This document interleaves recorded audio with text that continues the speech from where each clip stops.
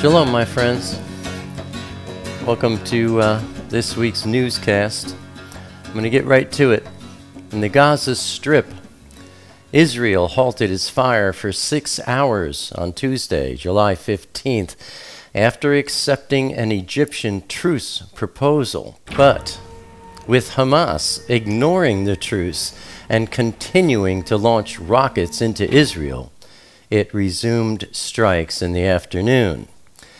After the Hamas rejected ceasefire, forcing Jerusalem to resume fire, Israel has now vowed to continue with its Operation Protective Edge until it has gained complete control of the Gaza Strip.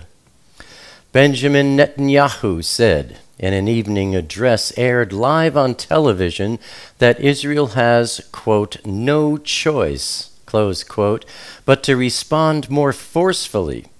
And he continued saying, quote, Hamas chose to continue fighting and will pay the price for that decision. Israel warns the people of Gaza before launching any strikes, but Hamas always advises civilians to ignore those warnings.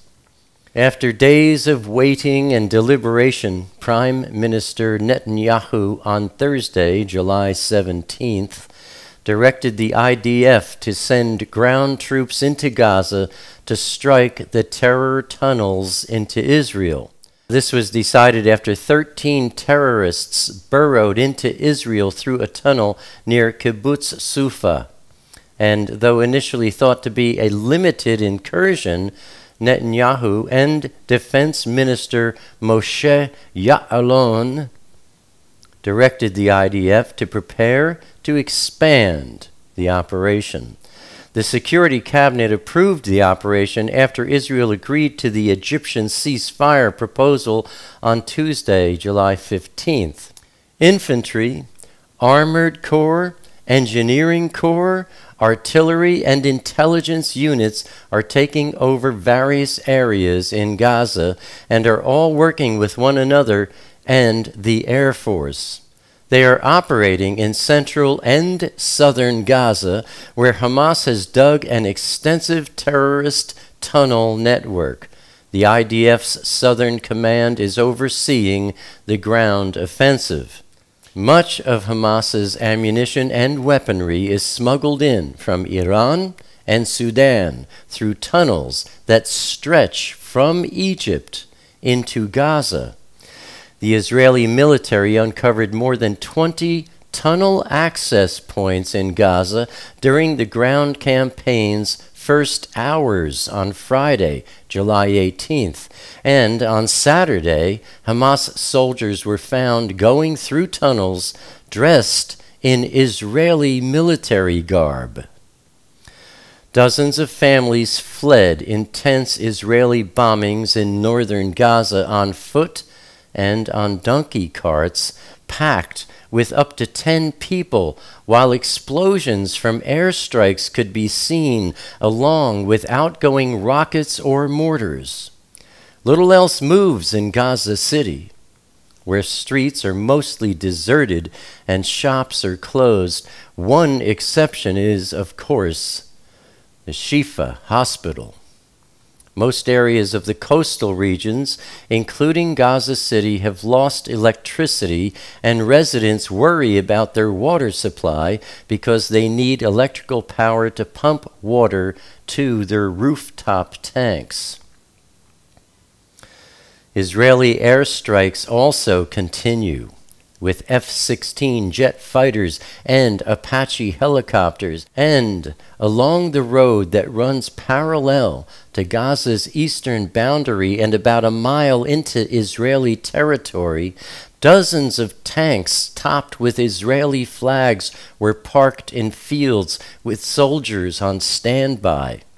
Clouds of dust covered the road in the wake of military vehicles on the move in what had become a huge staging ground. On Friday, July 18th, the Israeli military began calling up 18,000 more reservists, adding to the 50,000 already mobilized for the campaign. Hamas not only rejected the July 15 proposal, but after giving a clear agreement to uphold Thursday's 5-hour humanitarian ceasefire on the 17th of July, they fired rockets into Israel anyway. And rest assured, we still hear the accusations of so many railing against the actions of Israel. For example, Turkish Prime Minister Recep Tayyip Erdogan on Tuesday, July 15th, stepped up his rhetoric against Israel, saying, quote, "Israel is continuing to carry out state terrorism in the region," close quote, accusing Israel of perpetrating a massacre of Palestinians. Sunday, July 20th, was a record-breaking day of what is now nearly 2 weeks in Israel's offensive against Hamas. Flash. Tens of thousands protested in London Saturday afternoon, July 19th, against Israel's military operations in Gaza, denouncing Israel as a terrorist state. At one point, a woman on the podium shouted, quote, "From the river to the sea," a call for the elimination of Israel. And on that same day, thousands of protesters marched in many cities throughout France for the same purpose. Last week, I told you to remember that yesterday does not equal today, that this is not yesterday. And here, my friends, is the evidence. Twice before, Israel has battled Hamas, and twice before, Israel has halted under international pressure without eliminating the threat of rocket fire from Hamas. But this time, the landscape is different. Israel has framed a clear agenda targeting the tunnels militants built to store weapons or stage attacks on its territory. This time, a weakened Hamas cannot turn to Egypt for respite. This time, political shifts among the Palestinians and across the region have made the familiar paths to ceasefire agreements harder to find. This time, Western leaders appear more patient. And now turning to Iraq and Syria. If you thought things have calmed down there, they haven't. It's just that all the attention is being placed on Gaza. Bashar al-Assad was sworn in on Wednesday, July 16th, as Syria's president for a new term of 7 years. After taking the oath of office before a Quran and a copy of the Constitution, the president of 14 years delivered a defiant speech, vowing to recover all Syria from Islamist Sunni insurgents. Assad's government is backed by Shiite Iran. It's been 3 weeks since ISIS captured Mosul on June 10th, and it's amazing how almost no one is talking about or reporting on the Islamic State's successful new offensive in Syria. The reason for this, as I said, is that this time international attention is focused on the Israeli bombardment of Gaza. If you ask me, ISIS arranged to have those 3 Israeli teenagers killed to provoke an Israeli assault on Gaza and divert attention from its own operations. The Islamic State, the IS, has made rapid gains in Syria, mostly by seizing territory from rival rebel groups using weaponry brought in from Iraq, where last month it managed to take large areas from government forces. In the past few weeks, fighters from the Islamic State have seized a huge chunk of territory straddling the Iraq-Syria border, where they declared a caliphate, imposing Islamic law and carrying out harsh penalties, including several executions. Friday, July 18th, the IS killed and executed at least 270 Syrian troops, guards, and workers as they captured a gas field in central Syria following day-long clashes. The massive assault on the Shair field, which lies in the desert region in Palmyra, began with a suicide bombing and an attack on army checkpoints on Thursday, July 17th. The militants seized the field after fierce clashes with government forces that went on for 12 hours, the biggest operation by Islamic State fighters against the regime in Homs province.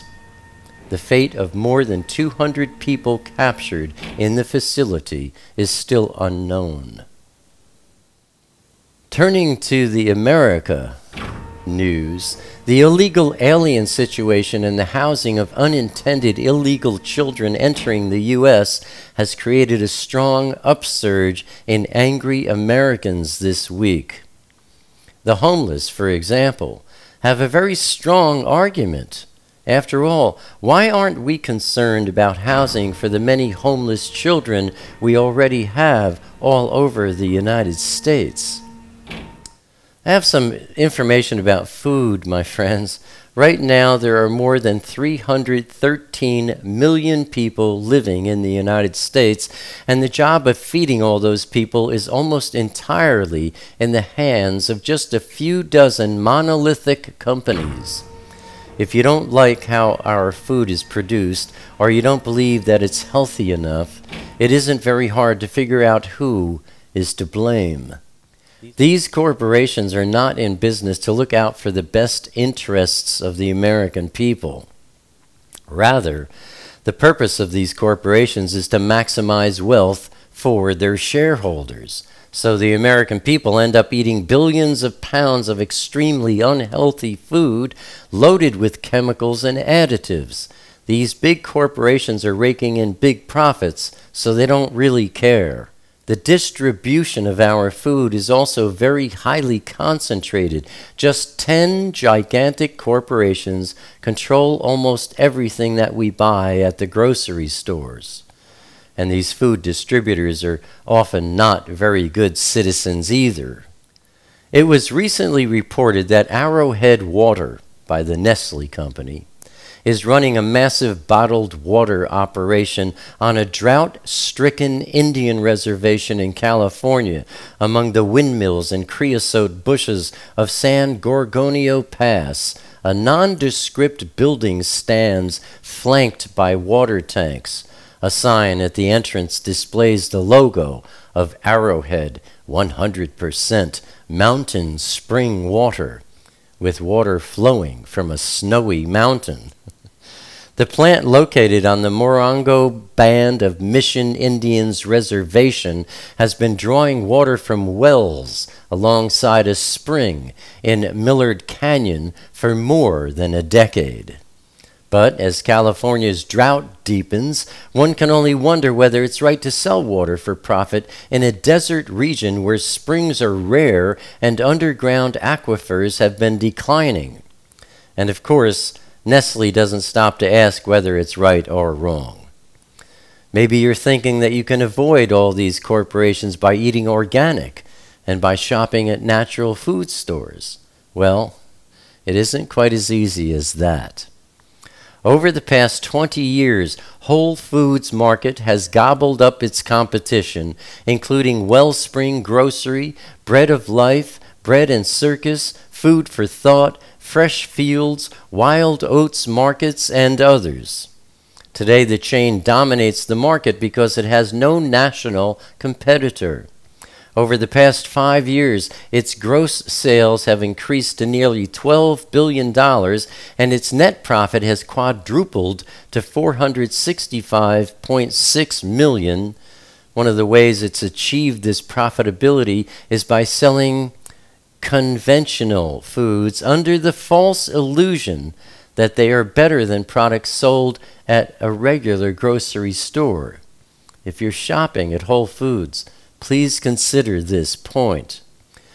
Consumers falsely assume that these products have been screened and are better, and so they're willing to pay a higher price.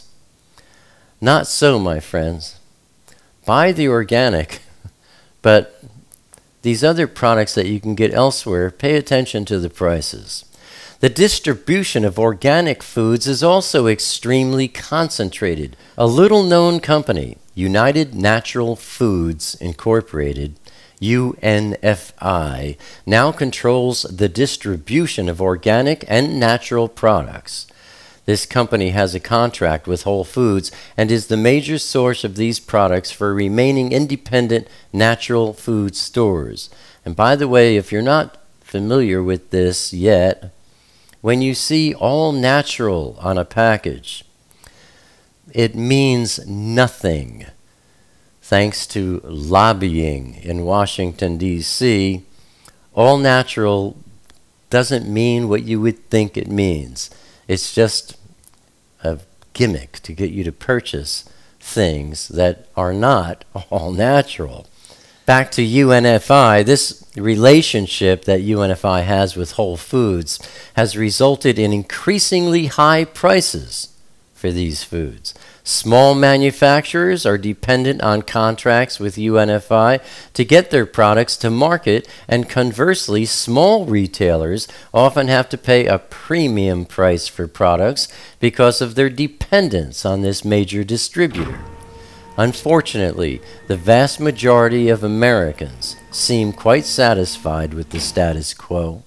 So the population as a whole is likely going to continue to get sicker, fatter, and less healthy with each passing year, and the big food corporations are going to keep becoming even more powerful. That's the news for this week, my friends. I hope it's been helpful to you. Be safe, and until next week, shalom.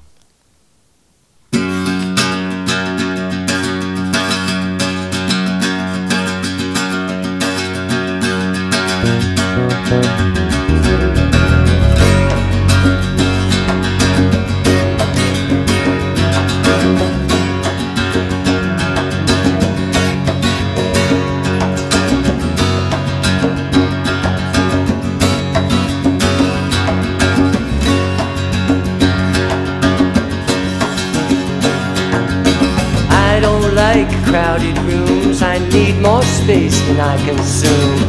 Enough is time alone with you, underneath the naked moon, sharing confidential moods and making chatter. Mockingbird nocturnal sings notations of eternal things, entering the quantum breeze, flying not for want of wings. He lights his gaze on you and me.